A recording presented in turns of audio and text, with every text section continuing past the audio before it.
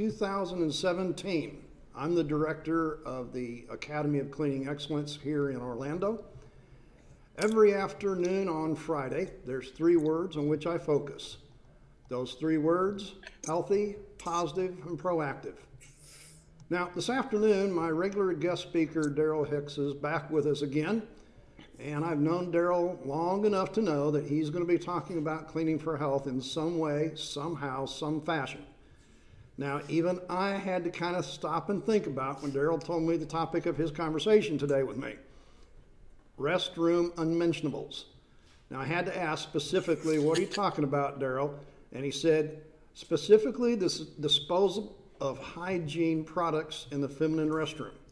So, let's welcome Darrel Hicks back to the show. Thank you, Dave.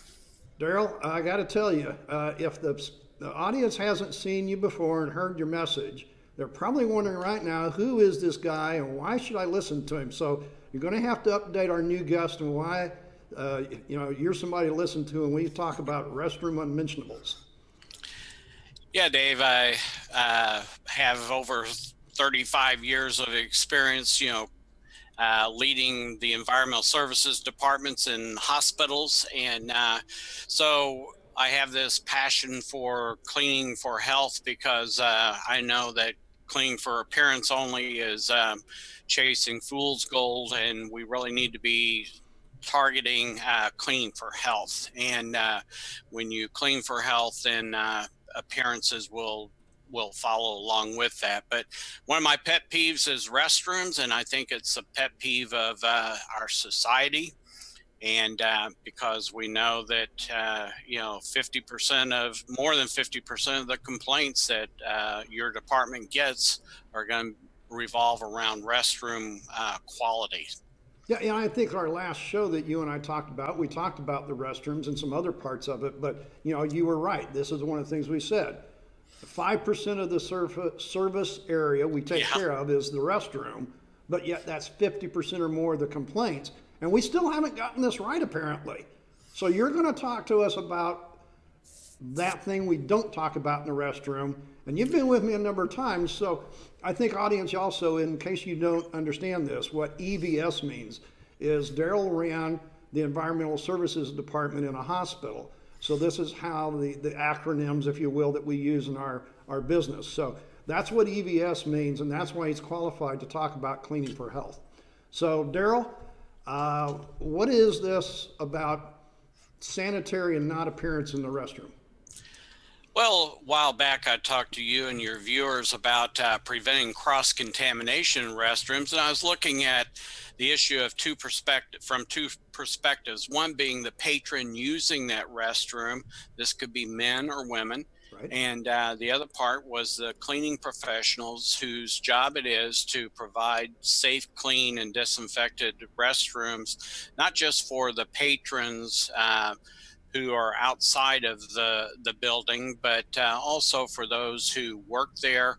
And one of the pet peeves I have, if I go to a restaurant and I go into the restroom before I place my order and the restroom is dirty, then I don't eat there, because I think that the employees are using those restrooms too. And if the restroom looks like this, then I can't imagine what the kitchen looks like. So restrooms are a good barometer of your facilities focus on clean, safe, and disinfected.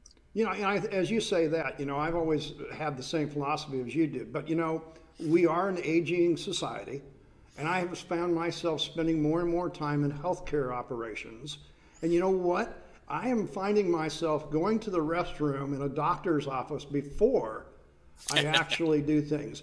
And it's appalling, even there, what I find. In a place where we're going to be treated for health issues, and, it's just appalling, as you said, about the restaurant bathroom. Let's not forget all the other public bathrooms that are where we're going in and day out. So these issues we're going to talk about today is not specific to only one service area. Yeah, I agree. And like I said, our society is pretty good judges of what a clean restroom looks like and should smell like. It should be free of odors and should be, I wouldn't say spotless, but there should be no evidence that it is unkept. And so one of the things that I look at, and I think we want to talk about today, is these unmentionables that can and will be found in public restrooms. And I want to look at this through the eyes of and experience of a restroom patrons. I'm a patron of those restrooms just as you are, Dave. Yep. And so we may have a more skeptical eye, more we look where our standards may be higher than the general public's, but I can guarantee you that people know what a clean restroom looks like and smells like. Well, absolutely. We may be trained and we may be knowledgeable of what the details are behind what we see. That's the difference. But it doesn't mean that the public is not aware. We're all aware. But I think this is why we're talking about it, because, and that's the reason I have our show that we're on today, is because it's getting our society and us professionals to talk about these things so we can address them, not hide them behind a blanket of a cloak of, maybe ignorance. I don't know if that's the right word or not, but that's why we're talking about this. We know what it should look like, but many times we don't know how we should get there. Yeah, and these unmentionables that we're going to talk about, and I like this sign that I've seen before, but it says, "Please do not flush," paper towels, sanitary napkins, tampons, and it goes on down the list, of those things that shouldn't be in there, but baby wipes, used diapers, goldfish, kitty litter. I mean, golf it gets balls. Ridiculous, but the point is that toilet is not a trash can. No. But people use it that way, and that's the unfortunate thing, and creates the issue for both the patron and the service worker. Yeah, I just want to warn the listeners that this next slide is going to show you the results of using toilets as trash cans, and this was taken out of a sewer line. So these are sanitary napkins and tampons that the maintenance staff pulls out of the clogged toilets and clogged sewer lines. And that's if you think cleaning restrooms is a nasty job, try being the maintenance guy. Yeah, I'm sorry I didn't warn you ahead of time, folks. It is the lunch hour for some people in some time zones right now, and so and hopefully you've had your lunch and that is not disrupting you. But I mean, this is the reality of using the the toilet as a trash can. Exactly. And I think that, it adds to the facility's maintenance cost. Well, and, if the maintenance guy can't get it unclogged, then they have to call in reinforcements from outside. And I have seen where they've had to jackhammer floors to get to the clogged pipe and actually break the pipe up and replace it because they couldn't get it unclogged.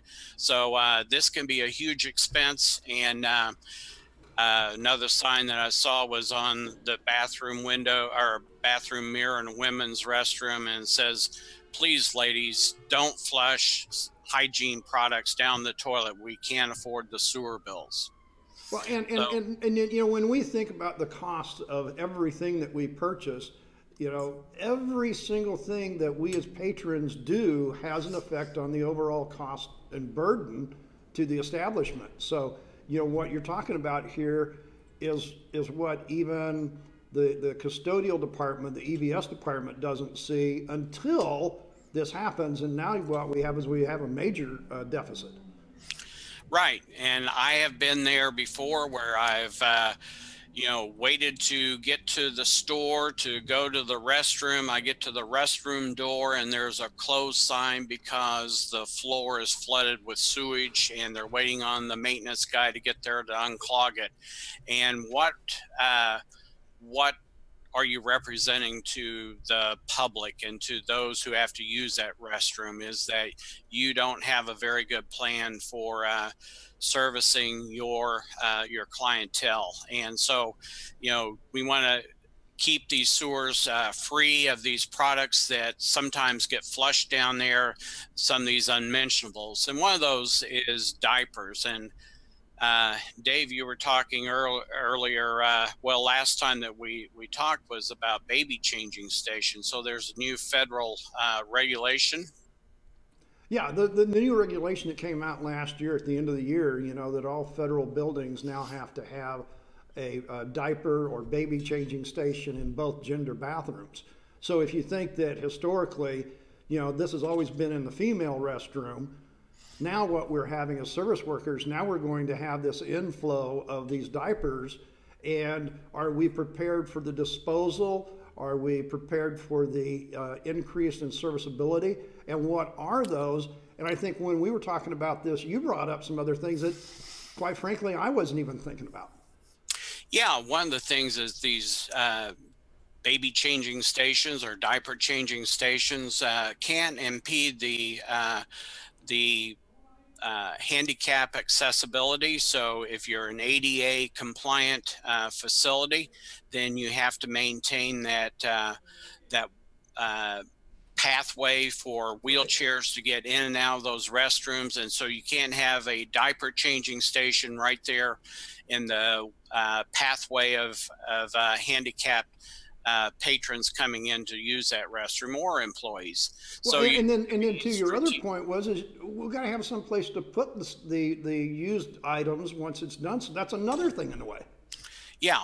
So if you have a trash can there next to the diaper changing station, the baby changing station, then that's something else that you could get in trouble with your ADA compliance. So keep it out of the pathway so you maintain your ADA compliance, but then have a disposal container, a trash container there near the diaper changing station within arm's reach, so that the parent doesn't have to leave the unattended child on the diaper changing station to walk a dirty diaper across the room. So it has to be in very close proximity and not blocking, any handicap accessibility.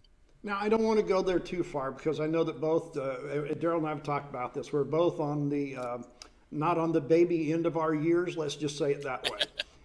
And whenever you talked about this next subject, I was going, really? There's signs like this big that hang from the wall, the ceilings of department stores? I hadn't seen one until you showed this to me. Yeah, it's one that I pulled off the web, but it's adult diapers. And, we're not just talking about infants and toddlers that have diapers. Now we have a society where people have trouble with incontinence, and age doesn't have a whole lot to do with it, although seniors seem to have more problems with the incontinence than the younger set. Right. But someone who's on chemo or other drugs that make it impossible for them to contain their waste and get to the bathroom in a timely manner, they're wearing these adult diapers just for the safety and security. And so now we have adult diapers that we have to deal with, and those could wind up being left in the stall. They don't want to flush them down the toilet, but they may just leave them in the stall on the floor. So, And to your point, Darrel, I think this is the other thing is, and I go to facilities all over the place, and we've got open top trash cans with no closing lids. So where do these adults that are really don't want to know they don't want anybody to know it. They want to be discreet about it. Right. But yet what do? And if we're not aware of this and we don't talk about this, we're creating an issue for ourselves that we don't have to. Exactly, because I'd rather take care of it and make it convenient for the patrons to dispose of those adult diapers in the stall and not have to flush them. And I don't think anyone wants to flush an adult diaper or even a baby diaper down the toilet.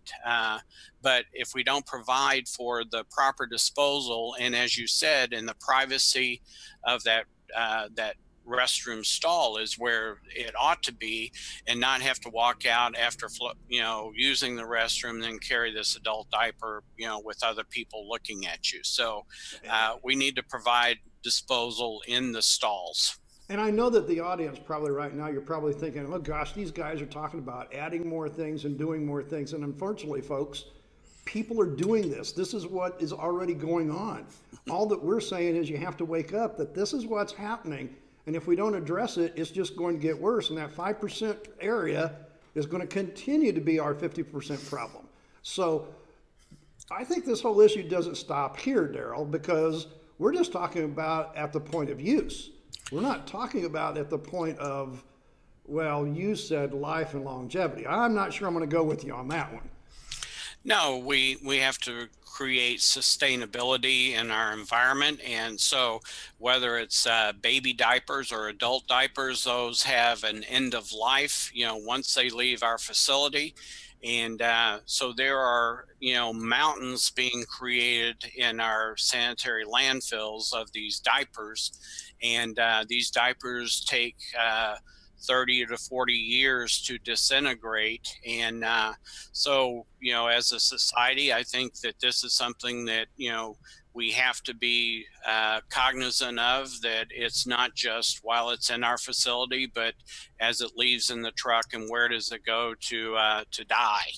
And so we need, I think a lot of the younger set are looking at reusable cloth diapers, that my kids had when they were babies. And so I think there's a movement to go back to a sustainable solution of cloth diapers rather than these disposable ones. But it's just something that we need to be aware of.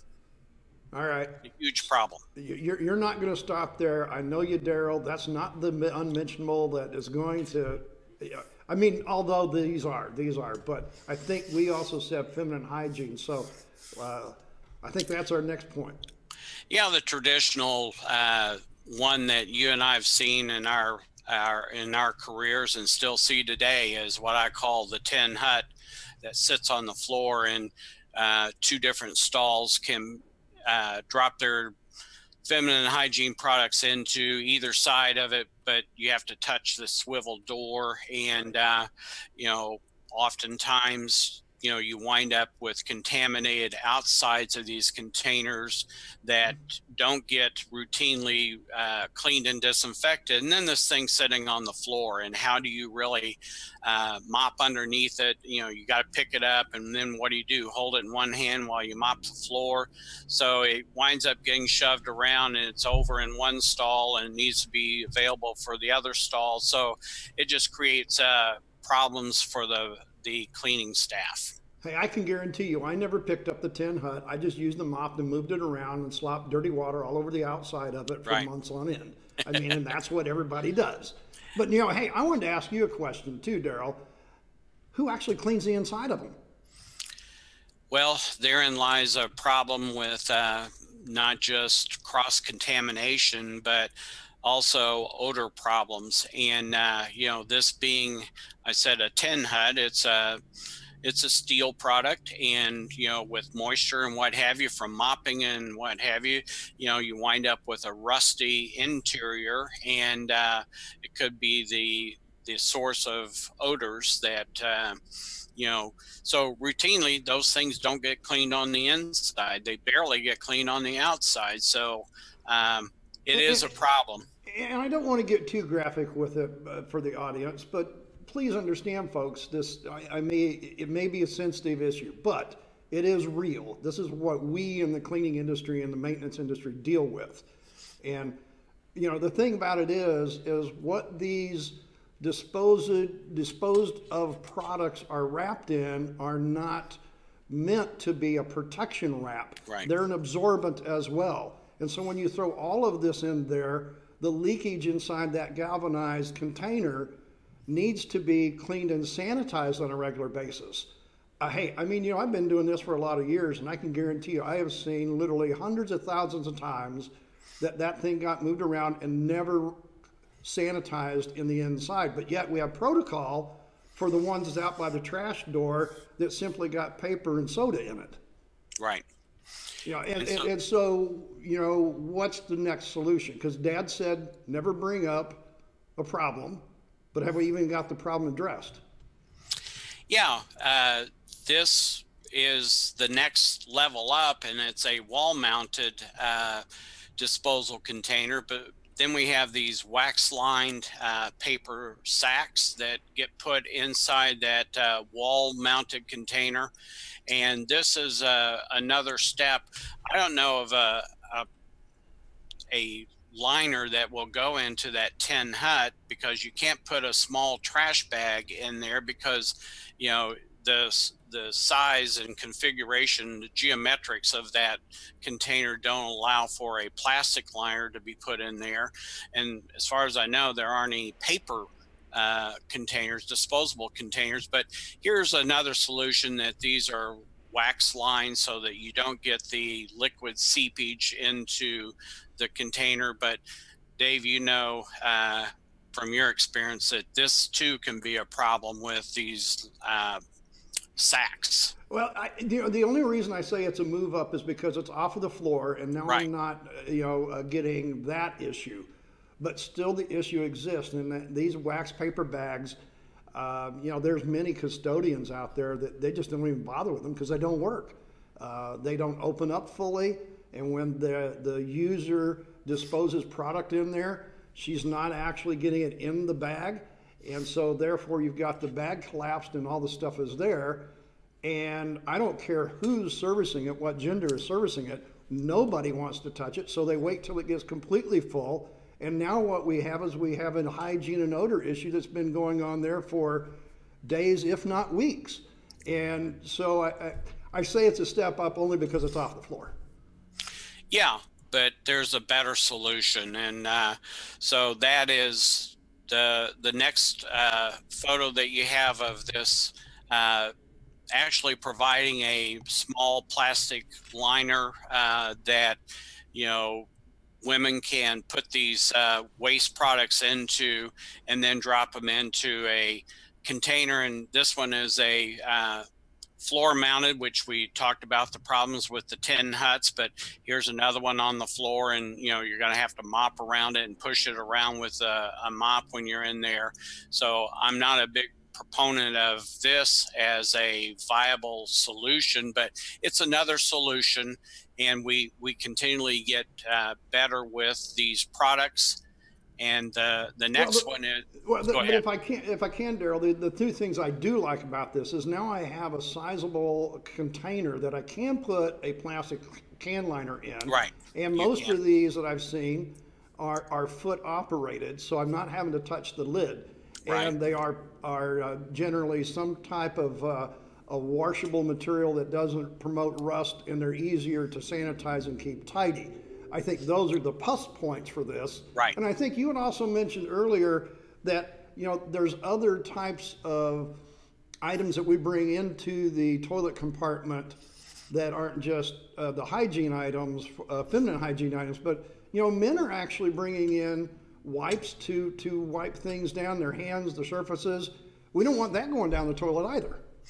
Right. These personal wipes are a huge seller, and every year the sales of those things go up and up, and there's no reason for us to believe that those are only at home. But I can tell you that I watched a segment of Dr. Oz, and he was talking about these flushable wipes. It actually says that they're flushable on the outside of the package, but he took it into the sanitary sewers and how they're clogging up main trunk lines of sewers, and then they're ending up at the sewage treatment plants, and it's costing municipalities millions of dollars to deal with these flushable wipes. So if we're not going to flush them, and we need to say so in the stall, but then we need a similar, you know, container like this foot operated one in the stall that we provide for both women and men to use to properly dispose of these personal wipes. Well, and the thing is we were talking about the adult diapers. This is the perfect, Yeah. to me, you know, and maybe there's some people that will disagree, but to me, this is the personal disposal in the stall for all of our society from whatever age all the way through.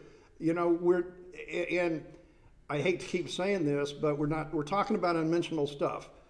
I know a number of individuals that have had accidents. We have veterans that are coming back from the wars that have colostomy bags, and these need to be changed and serviced.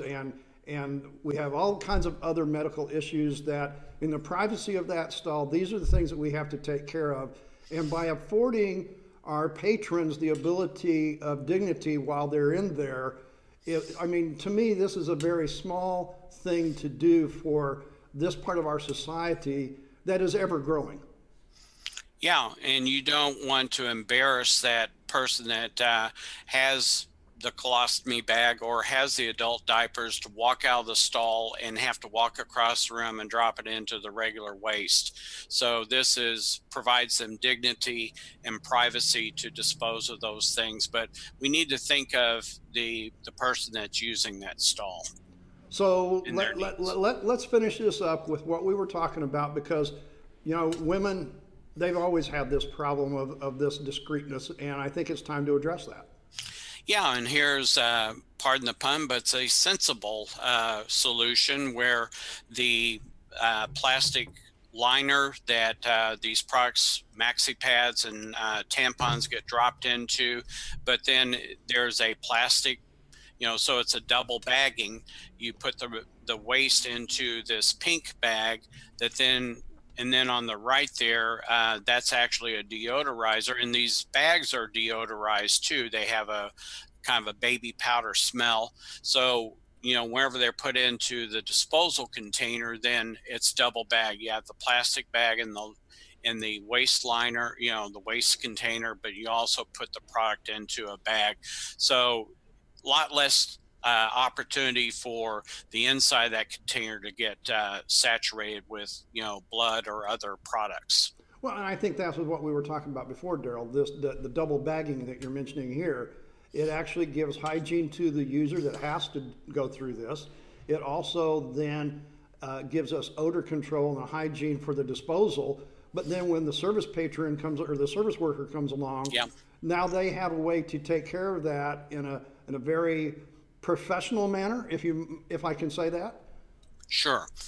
And you know, so they're more likely to check this thing and empty it routinely than I'm going to leave it tomorrow, I'm going to be off tomorrow, and let someone else deal with it. And it becomes a source of odors and a source of dissatisfaction. Anyone who opens that container to drop a bag in, if it's full or if it's nasty.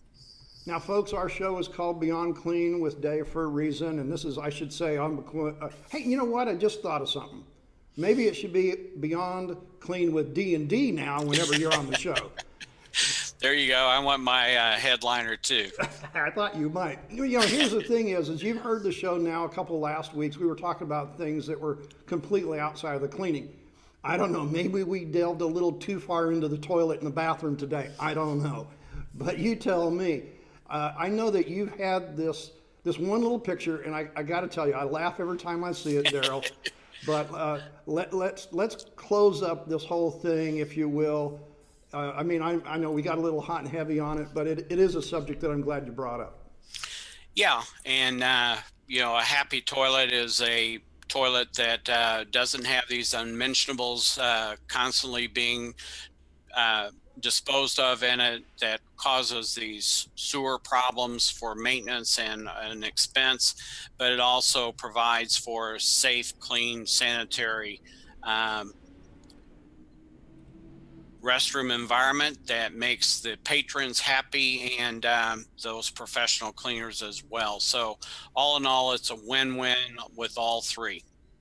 Darrell, it's always great to have you on the show. I know that you're going to be back. And kind of stick with me, because I'm going to close the show and I want to hit you on a couple of things as we close here. Okay. Folks, if you've been watching the show, you've probably found out that we have all kinds of academy classes. If you go to our website, that is academyofcleaning.com, you're going to find all of our campuses. We have 5 of them now, Florida and Georgia. Matter of fact, I think my speaker next week is going to be talking to you about that. I'll tell you that in a minute. Now, you can find all of our live classes there. We have online classes. And don't forget to hit that tab about our master certification cruise to the Bahamas. That's February of next year. You know, I was talking to a guy this morning that says, you know what, I want to get out of New York in February. So I think we might have our first one signed up. Anyway, go to our Facebook page and like and share us there. You know, hey, it's social media. We all need the talk, and it's going to help all of us. Now, if you're not a booker, go to LinkedIn. You know, that's for the entrepreneurs that are in business. That we have a great Academy LinkedIn page. I keep posting on there. And by the way, I also post all of our live events for our show here on both of those, so you can keep up with what's going on. Now, for those of you that are in the cleaning industry watching the show, Darrel and we're making our annual trip to Vegas this year. It's September the 11th through the 14th. You know, there's a lot of educational programs and things that are going to be going on. The Academy of Cleaning Excellence, for our first time, we will be there. It is going to be booth number 408. So mark that on your calendar to come and see me. Now, if you're trying to figure out who you're going to see, when you're going to see, we're all doing that right now. I don't know, Darrel, you might have some of yours already scheduled. I have some. I now have set up my own schedule calendar for you. So I have different times, different dates.